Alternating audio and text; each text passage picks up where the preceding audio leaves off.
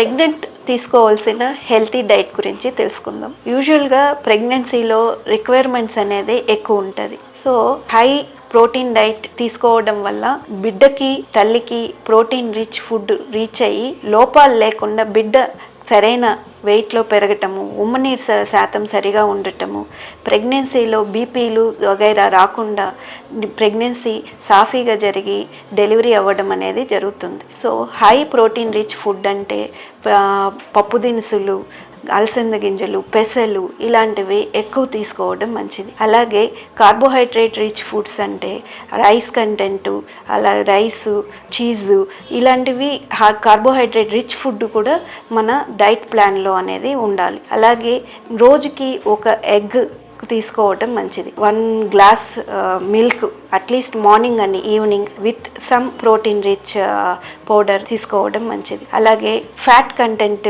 ఉండే డైట్ కూడా ప్రెగ్నెన్సీ వాళ్ళు తీసుకోవడం ద్వారా విటమిన్ లోపాలు లేకుండా ప్రెగ్నెన్సీ సాఫీగా వెళ్ళడం జరుగుతుంది. గ్రీన్ లీఫీ వెజిటేబుల్స్ అట్లీస్ట్ రోజుకి ఒక కట్ట గ్రీన్ లీఫీ వెజిటేబుల్స్ తీసుకోవడం వల్ల ఐరన్ అనేది సరైన మోతాదులో చేరి పిల్లలకు తల్లికి ఐరన్ లోపం లేకుండా ఉంటుంది. అలాగే కాల్షియం రిచ్ ఫుడ్స్ లైక్ నువ్వులు ఉంటా కానీ లేక పాలు ఎక్కువగా తీసుకోవడం వల్ల కాల్షియం లెవెల్స్ కూడా సరైన లెవెల్లో మోతాదులో బిడ్డకు చేరడం జరుగుతుంది.